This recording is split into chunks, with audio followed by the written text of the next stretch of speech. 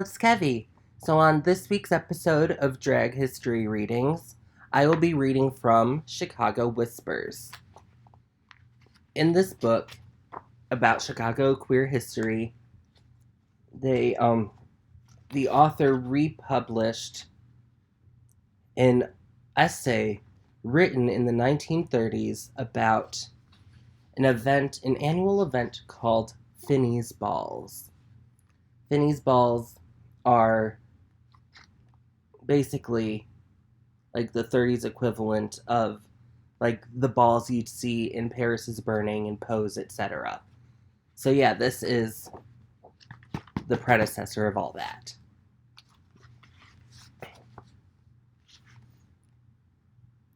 Twice a year, with the knowledge and protection of Chicago's officialdom, do the homosexuals of the city gather in great numbers for their semi-annual costume ball, at which conventions and repressions are flung to the winds. New Year's Eve and Halloween mark the occasions for the celebrations of the Shadow World. Picking our way carefully down South Wabash Avenue, late New Year's Eve, through the gray area extending from Van Buren Street south, we arrived at the Coliseum Annex. The sidewalks and entrance to the hall were crowded with men hanging around, joking at the arrival of each newcomer in costume, overly eager to enter into conversation with you.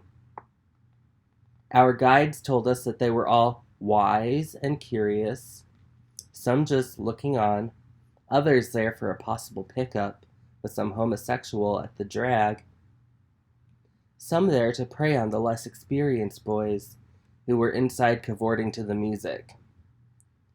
We were soon to discover that there were homosexuals congregating, but there were also the racketeers, blackmailers, jackrollers, and all their ilk who pay on another's misfortune, made possible because a hypocritical society insists on calling homosexuality a crime, as though the poor unfortunates could help themselves. Entering the hall, one recognized at once the uniformed guards from the Chicago Stadium, very much in evidence, and also noted that they were selected for their size and by numerous uniformed policemen and several plainclothes men. For this was one occasion when official Chicago puts its approval on the public appearance of its intermediate sex. Despite the rundown appearance of the annex, it was an unusual and colorful sight to see some 500 persons dancing and standing about, swaying to the music of a colored jazz orchestra. It was a strange and unconventional sight, however, because here we see two young men in street clothes dancing together, cheek to cheek, holding one another in close embrace, as any girl and boy would at any dance, save perhaps that the two youths were much more intense in their forbidden roles. Here are two persons, both dressed in gorgeous evening gowns, one with a tiara, both in slim, high French-heeled satin slippers, and heavily jeweled, dancing together gracefully, without any suggestive movements. And both are men! Heavily powdered, with eyebrows penciled and rouged lips and cheeks, their arms and hands making effeminate gestures, it is difficult to discern their true sex.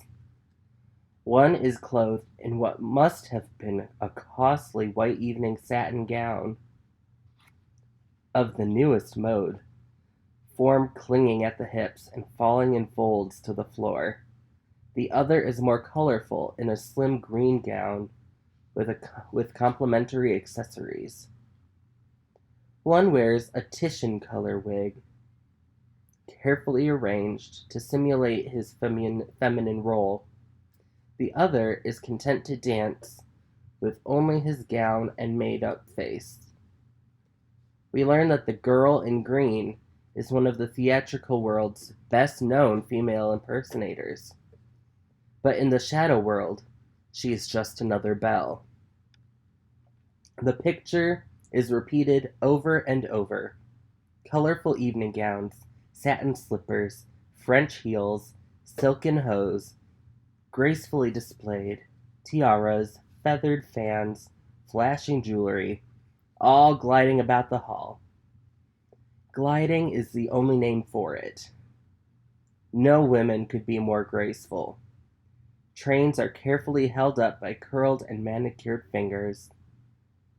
Couples dance together, swaying to every type of step, from the more restrained and dignified postures to dancing of the most suggestive types. One sees two girls bowing courteously to one another, and a moment later another couple, both young men, dancing cheek to cheek, bodies glued to one another in the most suggestive way. The girls, men homosexuals in female costume, move about, swaying their shoulders, rolling their hips, and the only clue to their masculinity is their heavier skeletal frames, or occasionally a more masculine featured face. Here is something else. Two young men, very slender, in sack suits well tailored, yeah, with ties and shirts well matched, are dancing together. But they seem different from the other men in street clothes who are dancing together. This couple is too graceful for masculine movements. Then we see they are two girls, both lesbians, finely featured with boyish bobbed haircuts, playing the role of young manhood. We begin to see many other similar couples together, lesbian girls with their lovers.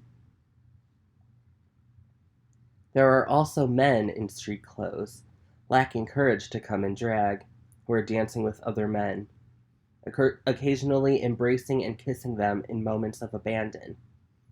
Young effeminate lads, older men of more masculinity, and the old men paunchy with bald heads and lustful expressions. These old men, we are told, are often businessmen with families, who have learned too late of their true sexual natures, and are now, rather pathetically, trying to make up for lost youth. Your information is true, for a moment later you see one of Chicago's well-known tradesmen, a man of means, and a respected member of a North Side church, dancing with a young pretty lad, and holding him in a close embrace. There are some pitiful creatures here. Homosexuals who have been unable to make the adjustment to society's conventions, and are beaten. Lads who in bitterness and resentment have resorted to promiscuity, alcohol, and narcotics as escape mechanisms. There is a slender youth, not more than 17, with what must have been at one time nice features, a clean-cut boy who should have been home with his parents, now at the bottom of the ladder, sexually and socially, woefully thin due to excess, drinking heavily, his hair dyed a sickening peroxide yellow, and combed back in a mop, his eyes penciled black, his eyelids tinted blue, heavily rouged, and dancing in wild abandon with anyone who will dance with him. His shrill young voice ringing out wildly under the effects of the weed. Others, too, have lost their youth and are no longer attractive physically, and the homosexuals demand physical attraction above all else, who wander about trying to make someone or strike up a friendship. Around the edges of the hall are a fringe of onlookers, like ourselves, remaining in the semi-shadows. Some curious, others homosexual, but not daring to come out publicly and dance for fear of recognition. Others occasionally slipping out for a dance when the urge became too strong. Others who are waiting for their lovers. And finally, those waiting for a pickup to prey on the gullible homosexuals. All the types are there. Pimps, panderers, blackmailers, trade, the oversexed lower classes with no high moral code, ready for a fling. Be it man or woman, prize fighters, the so-called meat for homosexuals, and athletes who are strangely susceptible to the advances of an effeminate youth who will make love to them passionately. There are harlots there, not plying their trade, of course, for competition is too keen, but attending with their own parties. For there is a strange bond that links homosexuals and harlots together. Possibly it is because both are social pariahs. Falsetto voices sound in our ears. We hear expressions such as Maud, dearie, Fannie. There are shrill exclamations of glee and merriment as the men in women's clothing frequent the toilets marked plainly women. The men's toilets seem to be used only by those in masculine attire. It is not long before a real woman ventures into her proper restroom and emerges to call a guard to dispossess the girls in there. A scuffle follows while a burly stadium guard attempts to expel the girls, who shrilly protest that that they belong in that particular restroom. The guard all the while trying to keep a serious face. Physically, all types are there. Homosexuals thin and wasted, others slender and with womanish curves, others overfed and lustfully fat. Most of the younger homosexuals have pallid complexions with rather thin hair, due, perhaps, to overindulgence. There is a preponderance of Jews and Latin nationalities, although homosexuality is no respecter of races. Many of the men are of Polish blood. Black people mingle freely with the whites. There seemingly is no race distinction between them. It is a garish affair, with a hollow, mocking ring about it all.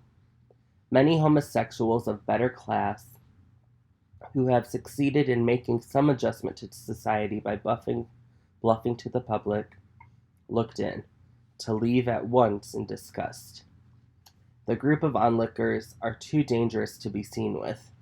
Blackmail is a common racket, and the homosexuals participating are going to the limit too freely in careless abandon. Discretion is flung to the winds, as they let themselves go on one of the 2 nights of the year when they can openly be themselves, reveal their true natures, and be with others of their kind, without fear of arrest or public censure. All the pent-up longings and desires of months are being given free rein on this rare occasion, and there is no question in our minds that the release will lead to excesses later. Yeah, so that is, those are the Finnie's balls. It's just so cool to just, well, I mean, of course, some of the language is antiquated because it's from the 30s. It's curious to just get that perspective of what ball culture was like all the way back then. Yeah. Thanks for tuning in, and I'll see you on next week's episode.